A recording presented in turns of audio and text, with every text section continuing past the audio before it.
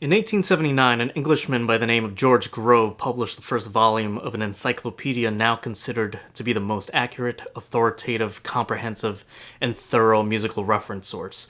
That first edition, called the Dictionary of Music and Musicians, covered a wide range of musical topics from musicians, composers, compositions, and history dating back to 1450 up to the author's present day. It also happens to contain one of the biggest musicological errors in all of music history, a transcription error that, well, ironically, resulted in what many regard to be one of the most beautiful high notes in all of choral music.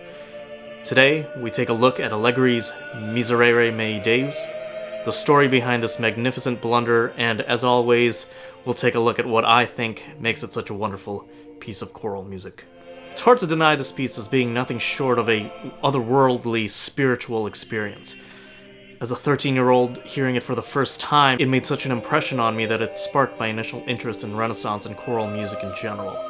The fact that something so beautiful, so ethereal, could be created a cappella by 9 human voices stuck with me forever. And it's this high note here that's grabbed the attention of the world ever since it was recorded, the most famous high C in the entire choral repertoire. And yet, that note was never meant to be. You see, the version familiar to audiences today, the one containing that high C and the very unexpected key change that contains it, is essentially the result of 2 transcriptions getting mixed together. And to understand how that even became an issue in the first place, you have to understand how special this piece was to the Vatican. You see, Allegri's Miserere was a sacred piece of music meant only to be performed within the walls of the Sistine Chapel. Pope Urban VIII was so protective of the piece that he threatened excommunication to those who would dare transcribe it.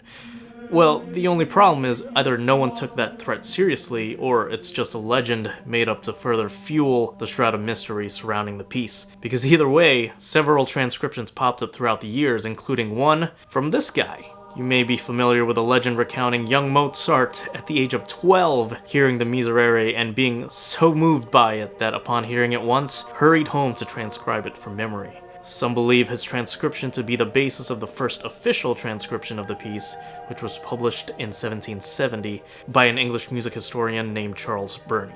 Now, remember, the dictionary I mentioned earlier, well, it should come as no surprise that this very piece would make its way into that book. The only problem is the man in charge of the entry for the Miserere, editor William Rockstro, took that published transcription by Burney and unknowingly combined it with another transcription, one that happens to have been created by Mendelssohn. The only problem is, Mendelssohn had transcribed a performance that was a 4th higher than the original key. Then, in 1963, the choir of King's College decided to use the version from the Grove Dictionary, resulting in the modern version that is most familiar with audiences today. So, that's the story of how the modern version of this piece came to be. Now, most people would probably consider that high C to be the highlight of the piece, but the interesting thing about this piece is that it was incredibly popular even in its original correct version. So I'm not completely convinced that the high C note is the end-all be-all to its success.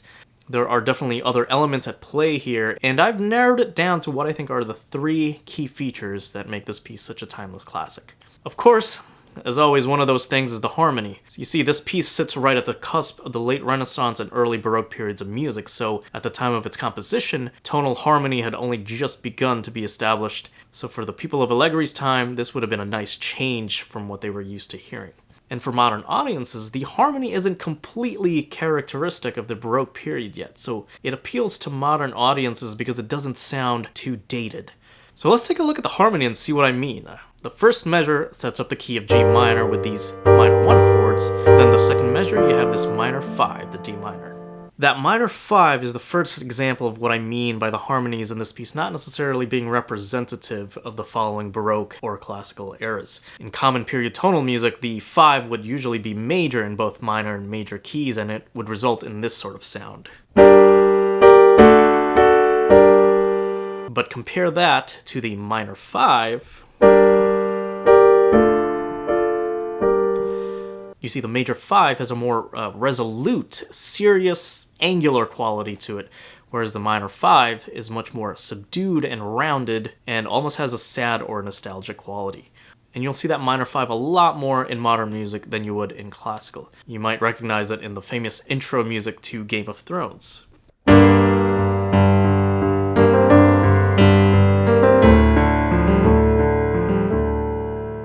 So following the minor 5, we have an immediate key change to the relative major of B flat. Then a 4, E flat major, with some nice passing tones in the tenor, and what you would call a double cadence here, a 5-1, followed by another longer 5, again resolving to the 1.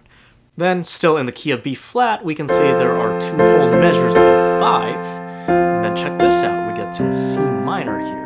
I would argue that we are back in G minor here, and what follows in the next 4 to 5 measures is this really nice progression marked by this ascending bass line. So in measure 8, we have that minor 4, the C minor, then 2 chords with only 2 notes, implying a minor 5 and flat 6, which you can analyze as passing chords leading to this F7, which resolves to G minor.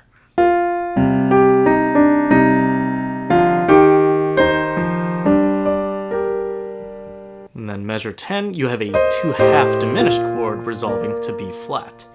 In measure 11, you have C minor, again the minor 4, then the 5 chord D major resolving to the minor 1, and then a half cadence to end the phrase. So this piece is performed by 2 choirs with their own separate parts, with a monodic chant in between the 2 parts. So we've just analyzed the 5-piece choir section, and this next section is the 4-part choir section, where we get that very famous mistake. It starts off innocently enough with this G minor chord for 2 measures, then again an immediate modulation to the relative major of B flat, and then F, the 5 of B flat, G minor again, this minor 6th, and then this 4 chord E flat major, and then we are back in G minor in measure 21 with this 5-6-4 or second inversion 5 chord resolving to a 5 with some embellishment up top, creating this half cadence to end the phrase. The next part is where we get that infamous key change. Now, both the original and modern versions start off with the minor 4 chord, the C minor, then the 1 and 5. And it's here in the 3rd measure of the phrase where we get the unintentional key change to C minor. And so we have a C minor chord, that famous high C here, followed by its flat 6 in C minor, then a 5-6-4 5 cadence.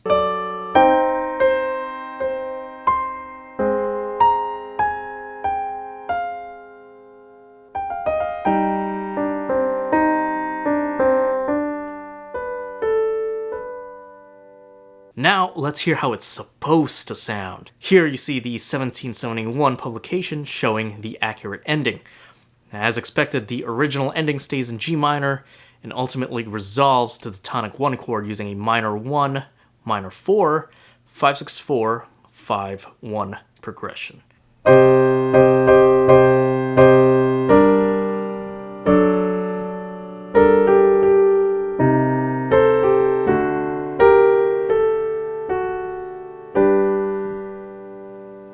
So there's definitely some cool ideas going on in this piece harmonically. Now, as you may have already noticed, the harmony doesn't simply go from one chord to another either. It does so using a very special technique that, for me, is one of the highlights of the piece. This technique creates more tension transitioning from chord to chord and ultimately makes things a lot more musical.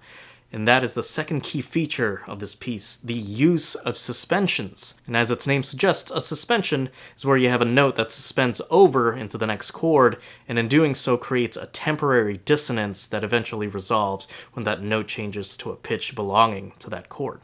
Now, one suspension is beautiful on its own, but let's demonstrate how powerful suspensions can really be in altering the emotional impact of a progression. We're going to do that by chaining those suspensions together. To demonstrate this, I'm going to switch to a choral patch, and for good reason. You see, suspensions really only work if you can hear the dissonance holding over and then resolving. So a choral patch with sustaining notes will work much better. So here is a simple progression without suspensions.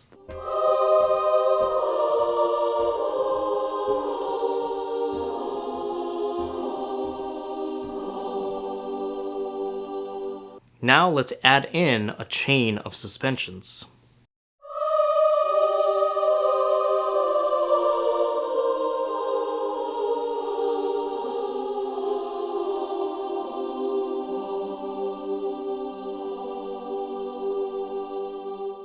it's a world of difference. And in Miserere, suspensions are everywhere. The third feature of this piece may not be immediately obvious as a factor in its success, but I think it's probably the most important aspect of the piece. And well, it's the very fact that it is a choral piece sung by human voices as the instruments. Now, despite being a piano player, I don't think any other instrument will truly ever come close to the expressive and emotional quality of the human voice, especially when it comes to music like this. And I think choral music and singing in general is grossly underappreciated overall, and that's a shame because there is so much beauty in the repertoire that sadly goes unrecognized.